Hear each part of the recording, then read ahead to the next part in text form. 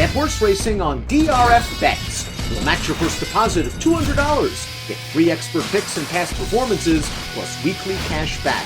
All from Daily Racing Form, the most trusted name in horse racing. Hey everyone, I'm David Aragona, and welcome to the December 7th edition of Horses to Watch, where we analyze trips from the last week, looking for horses that encountered adversity and could be worth betting back when they run back in the future.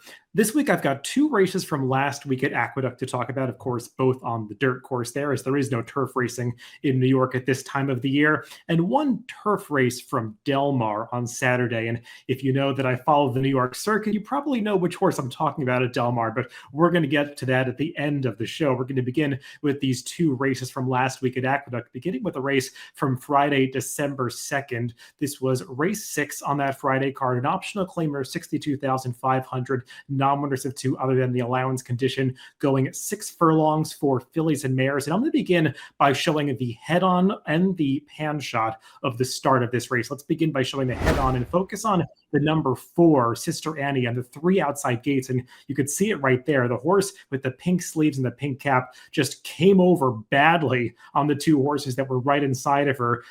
Both of those, Patty H and the number 4, Sister Annie, were badly affected by that start. You're going to see it once again in just a second on the pan shot right here. You can see Sister Annie just gets squeezed out the back door. So does Patty H, the number 5 horse. They both are horses that want to show early speed, but they were robbed of that opportunity by that left-hand turn that the number 6 Violent Vixen took at the start of this race. The stewards didn't look at this. They don't really adjudicate infractions at the start of races, so not really surprised by that. But clearly, Patty H and Sister Annie were cost the ability to achieve a better position in this race. And I wanted to mostly focus on the number 4, Sister Annie, because it did seem like she really did take the worst of it, just getting completely sandwiched between horses and squeezed out. You can see she's in last place down the backstretch, tries to move up a little bit around the far turn, but ultimately just can never really get involved in this race, given that trouble at the start. There's not a whole lot to see as they come through the stretch. I'll just talk about the fact that Sister Annie was making her first start off the claim here for trainer Mert Cantor-Masi.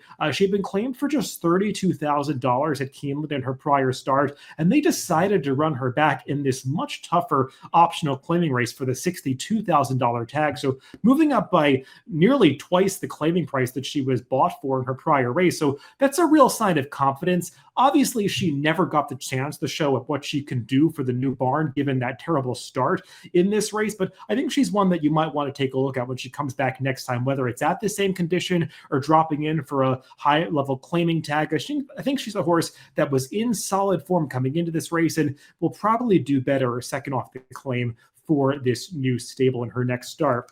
Let's move on to a race from that Saturday card, December 3rd at Aqueduct. This was Cigar Mile Day. A lot of rain in the New York area on Saturday, so a sloppy track throughout the day. We're going to take a look at a race that took place in the middle of that card, race 5. It's an optional claimer, 62,500 N2X, and I'm going to focus on the number 3, Bourbonic. And you can see he broke slowly in this race, leaves the gate towards the back of the pack. That's not a big surprise for Bourbonic. He is a deep closer. He's really gained that reputation for making that big late run in the Wood Memorial when he won that race all the way back in early 2021. Hasn't really gotten back to that level, or I should say hasn't achieved any success up to that level since then, even though he has come back with some respectable speed figures later in his 3-year-old season. This was his first start as a 4-year-old, and obviously coming back as a 4-year-old off a very long layoff. He hadn't competed in almost a year, and he was just way back for the entirety of this race until they got to the stretch, and this was only going 7 furlongs, and it just kind of says to me that Todd Pletcher was just looking to get a race under his belt, not really serious about winning here, because Bourbonic, if you watched his prior races, he is not a one-turn sprinting type. He's a 2-turn horse who likes to use his stamina on that big late run to get into his races. But there he is towards the back of the pack, just briefly coming into the screen. You can see he's highlighted right there. He was far back on the backstretch, far back on the far turn. I think the chart caller had him 15 lengths back at the half-mile pole, and he really does do some running on the stretch of this race. He's going to get up for 4th. He's quickly running past rivals as they come onto the wire. You see him coming back into the screen right here, and we're not going to show the gallop out, but he gallops out right on past the winner as they come past the wire into that clubhouse turn. So it just kind of felt like Kendrick Carmouche was riding him for this race to be merely a prep. This race did not get much of a speed figure, but I think Saturday at Aqueduct was a difficult day to make speed figures. It seemed like the track was maybe not that consistent throughout the day, with the rain falling from the start of the card all the way to the end. The speed figures, I think they probably used a pretty consistent variant throughout, but this race came back surprisingly slow. The winner just got an 80 buyer, which is pretty low for this level. Bourbonic just getting a 73 buyer, but I think he might have run a little bit better than that speed figure indicates. And when they inevitably stretch him out second off the layoff, I think he's a horse that you can expect to take a big step forward, getting back into a more appropriate spot. And now let's finish things up with that race from California that I mentioned at the start of this show. It's a race from Del Mar on Saturday, December 3rd. It was the future race there. Race 9, the Grade 1 Hollywood Derby, going 1.125 miles on the turf course for 3-year-olds. Let's break these runners from the gate, and I'm going to focus on the number 3, Celestial City. This is a New York-based runner who was shipping out to California to contest this Grade 1, and just nothing went right. You could see from the start, it's a difficult shot because it's a head-on, but he did break slowly. That was fairly evident. He left the gate about a couple strides after the other horses. That's not a big detriment to him because he is a horse that likes to come from off the pace.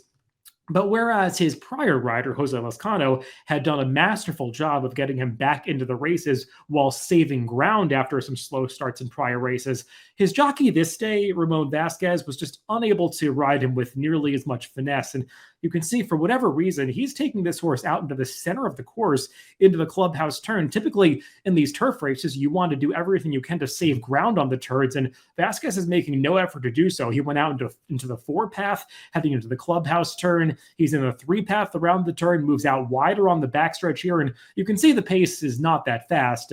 He's got a real hold of Celestial City towards the back of the pack, but he's not allowing this horse to move up or advance position. He's just kind of out in no man's land in the center of the racetrack in last place, and you can see as they come onto the far turn now, about to go into the second bend, again, he's making no effort to save ground on this horse, and he's clearly covering the most ground of any horse in this race, so that's working against him in addition to the slow start. And you can just kind of check him out in comparison to the horse that's right inside of him in those Eclipse Thoroughbred Silks, who's the eventual winner of this race. His rider, Speaking Scout, makes the right move, trying to save ground in the 2-path to come through and split rivals, whereas Celestial City, just out in the center of the race course, he's now being asked to make up ground, but the race has already gotten away from him at this point. He will cross the wire last. This clearly was not the best effort that Celestial City has ever put forth, but he never really had a chance to get involved, just given that slow start and the way he was ridden. And he is hitting his best stride right here as they cross the wire. And if you actually watch the gallop out, he passes the entire field a furlong after the wire. He just zooms right past the field, heading into that clubhouse turn.